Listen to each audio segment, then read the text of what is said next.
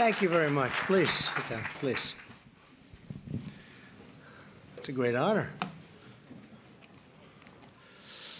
I want to thank Larry. He's been fantastic. We've had a lot of good luck together over the years, and he stepped up to the plate, and we're zooming, and our country's doing well with the hottest economy in the world. We're by far the biggest economy in the world. We weren't. When I first came, it was heading in the wrong direction, and now we're in the right direction. Our trade deal with China is moving along, and it's moving along nicely, and we're asking for a lot of things, and I have a feeling we'll be successful, and it'll be good for both countries, but that's moving along quite well. You'll be hearing about it very, very shortly. Today, we are proud to be joined by state and local leaders from both parties, including mayors and county commissioners, people I know very well in some cases. Some cases, I hate to say it, probably shouldn't admit it, people I've dealt with in my pre-life. And there are a lot of professionals, I will tell you. I know very well what you do, and they're great professionals, not easy. Economic development officers and tribal leaders and entrepreneurs and faith leaders. Paula White, thank you very much. You've been so helpful. Thank you, Paula. Pastor Paula. She's fantastic. Thank you all for pouring your heart and your soul into rebuilding our communities and restoring hope in every part of our great land. That's what's happening. We're here to celebrate opportunity zones. And who would have thought this was going to be so successful? Who would have thought when we first proposed the idea, they said, well, things like this have been talked about, but it never happened. But the numbers are incredible, what's happened in a very short period of time. It's really a crucial part of our new tax law to help low-income Americans. As you know, this vital provision gives businesses a massive incentive to invest and create jobs in our nation's most underserved communities. I want to thank Secretary Steve Mnuchin and Secretary Ben Carson, who were right here, and they are. They're waving to me through the door. And that's okay. Just stay there, fellas. They've already heard from me.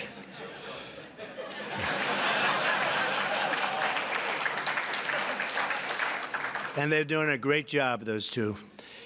And for their tireless work on behalf of nearly 35 million Americans living in opportunity zones. Tremendous community. Since we passed our historic tax cuts and reforms just over 1 year ago, wages are rising fast, and they're rising most quickly for the lowest income Americans. You know, you keep hearing about for the wealthy. It's not the wealthy. It's for, frankly, if you look at it, blue-collar workers, lower income people are rising the fastest. African-American unemployment, Hispanic-American unemployment, Asian-American unemployment have reached the lowest levels in the history of our country. That's great, right? New jobless claims are the lowest in 50 years. Private employers have added an average of more than 6,500 jobs every single day. Think of that. It's amazing. And something I'm very proud of and worked very hard with Jared and everybody on was judicial reform and to give inmates a second chance at life. We passed the bipartisan criminal justice reform. So many things have happened since that's happened. And very interestingly, one of the things that we've done that has helped this so much, prisoners coming out, people don't want to hire them. They just don't want to hire them. It's got something, stigma, call it whatever you want. They weren't being hired. This is for, I would say, since our founding. Very hard for prisoners. This is the best they've ever done by far. They're coming out, and they're having not only job offers, but they're having choice. And employers are coming back, and we sample them. I know some. And they are so thrilled with what they're getting. And I can't say in every case, because that's not the case no matter who you hire. But they are thrilled. I had one gentleman tell me, man, I know, a businessman, he said, I've hired some people coming out of prison I never thought I'd be doing, and I'm doing it, and they're some of the best employees I have. And that was done because the economy is so strong. because, frankly, they're having a hard time getting people. And now they're taking people that they wouldn't have liked and they would have never taken, and they're putting them in, and they're finding them to be phenomenal. So it's never happened before like it's happening now. People coming out of prison are getting a second and, in some cases, a third chance. I've also signed the single largest bill to combat the opioid crisis to help free Americans from the scourge of addiction. There's never been anything like it over the last 10 years. What's going on is incredible. And we're stopping them much more so at the border. We will, as soon as the wall is built, we'll have a tremendous impact. And Border Patrol has been incredible.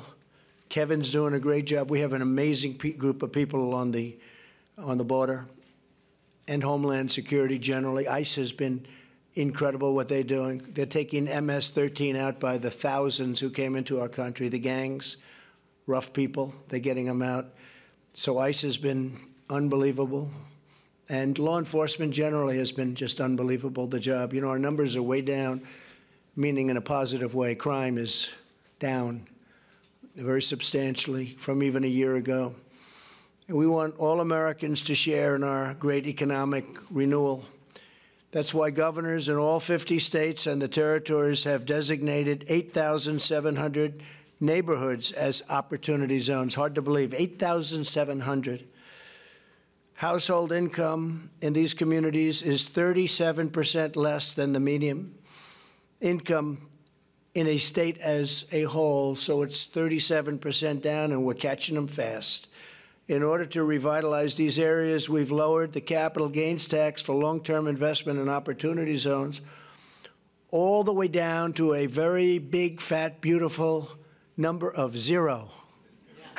Zero. That's why they're looking and they're saying, no, I don't want to go there. Maybe I don't love the location. I don't want to go. Then they hear about the zero. They'll say, I think I'm going to go there. And then they start liking the location, right? A great football player. You are some player, huh? I'll never fight you, I promise. That'll never happen. Great player, Scott. Our goal is to rebuild homes, schools, businesses, and communities that need it the most. And we have just, I don't know, we've hit something that's very unusual. This is a very surprising thing to everybody, even to me to a certain extent. You know, you do things. Nobody thought it was going to catch on like it's caught on.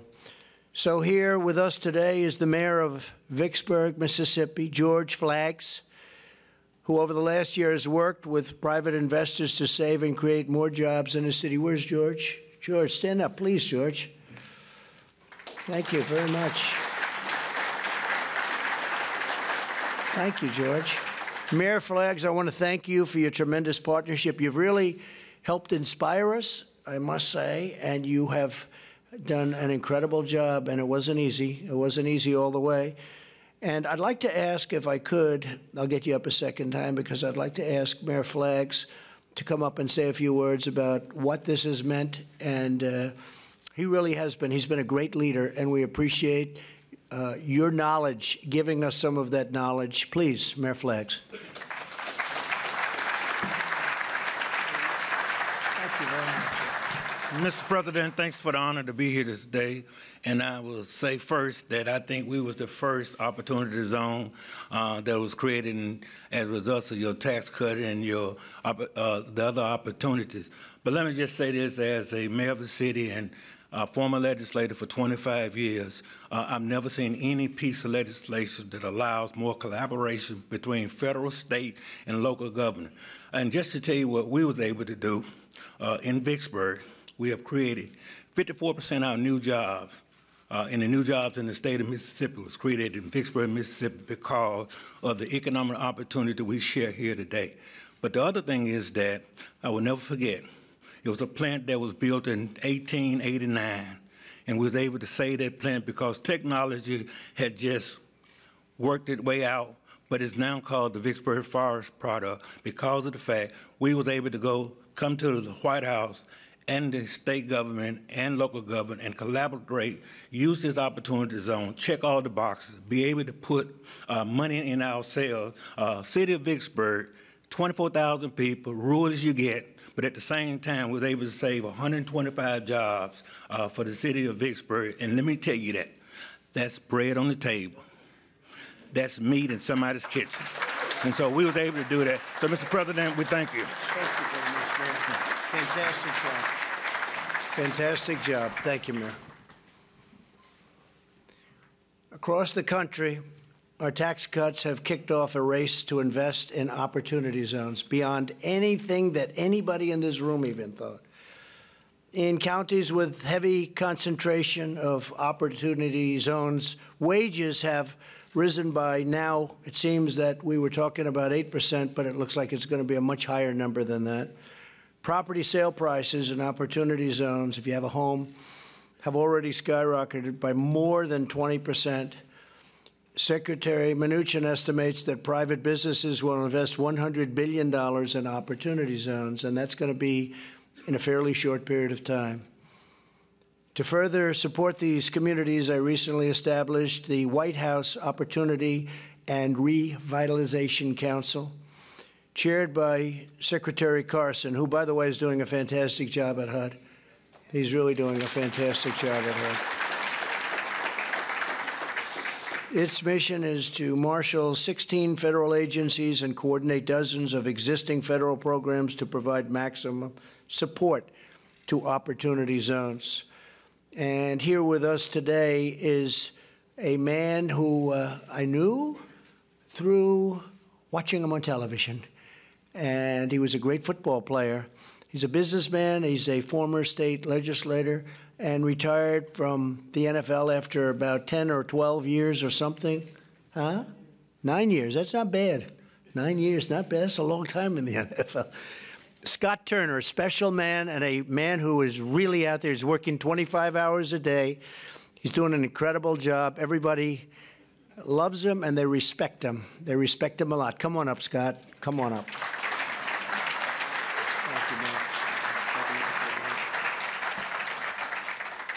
Well, good afternoon. Thank you, Mr. President, and I appreciate your vision and your leadership on this. And just a couple quick things I want to say. You know, I have a lot of joy in my heart and a lot of resolve in my spirit. Joy because as I look out on the room, what a great representation of our country, of the true heart of America and the culture of America. And that brings me great joy.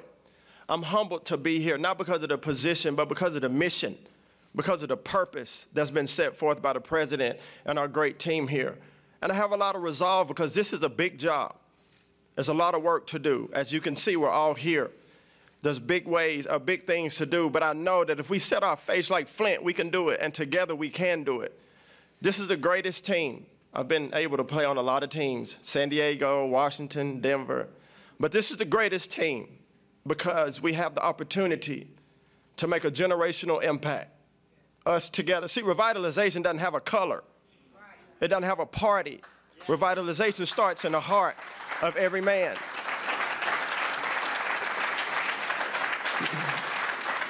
And I say that because if we focus on the true mission and the people, the grandmothers, the grandfathers, the next generation coming after us, the kids that are truant, now they're working, the single mothers who now have a job to restore dignity and hope in their family and in the community. That's why I'm here. And I believe that's why you're here. So, Mr. President, thank you. I'm ready. I'm ready to go get it, and I know you are. So God bless you. Thank you very much.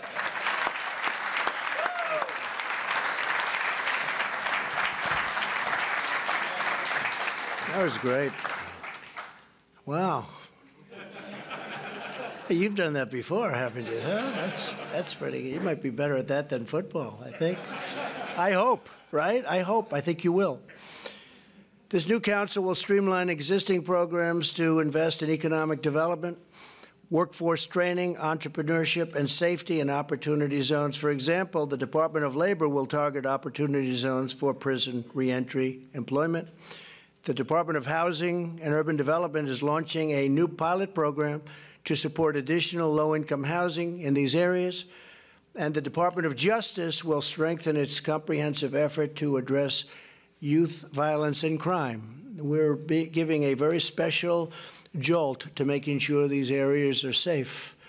And that's having already a very big effect. It's very important. Our message to distressed American communities is clear. Your government is 100% committed to bringing jobs and safety and opportunity back to where you live. And in many cases, this is where you want to live. You want to be there. Some people were forced out by bad conditions and crime. And you're now able to stay, and you'll stay in the area. You know the people. You love the people. You're with your family. It's all of a sudden getting much safer, and a lot of things are happening. Tremendous things are happening. Today, we're grateful to be joined by Nellie Vasquez Rowland. More than 20 years ago, she and her husband started a project called A Safe Haven, which provides people in crisis with housing and drug treatment, workforce training, and jobs. Nellie has helped more than 100,000 men and women overcome poverty and achieve a better life. It's a very inspirational story. Nellie, please come up and tell us more about the work that you've done with respect to the Opportunity Zones. Thank you, Nellie. Hi. Thank you. Wow, what an amazing day. My husband and I founded A Safe Haven 25 years ago with this day in mind. I grew up in a poverty-stricken community, and my husband came home from the military. And both of us had encountered challenges in our lives. And we are grateful that we had the opportunity to get access to good education and to get access to careers in finance. But it was never lost on us how lucky we were to get access to those types of opportunities. So we decided that after 13 years in financing, we wanted to give back, we wanted to make a difference. So we started looking at the issues of poverty and specifically looking at the issues of substance abuse. And when we did our research, we realized back in 1994 that the system was broken. People that were in crisis and that ended up in the system, we found out had no way out. And we knew that we had to do something about it. We had the financial wherewithal, thank God, and we had the knowledge and the ability to build something, and we took the risk. And we decided to start investing in opportunity zones in areas that had distressed properties and abandoned buildings. And then we started renovating them, and we started furnishing them, and we started letting people in crisis live there for free, as long as they followed the rules. And what happened was transformative. As we started to bring people in, we noticed that they started to get their lives back on track. They started to get the treatment, the education, the job training that they've been needing. And at the end of the day, as the president mentioned, no one would hire them. So what we did is we started businesses. So today we have a landscaping company. For those of you that have come to Chicago, you might recognize those beautiful medians on Michigan Avenue. We employ hundreds of people doing those jobs. We also have a catering business, and we have a staffing business. And you're right. The employers are calling us. We cannot fill those jobs fast enough. So we're grateful to be here today, Mr. President, and to thank you for everything you have done between the opiate epidemic, the criminal justice reform, and now the opportunity zones. Our work at A Safe Haven has just begun. Thank you. Great. Thank you.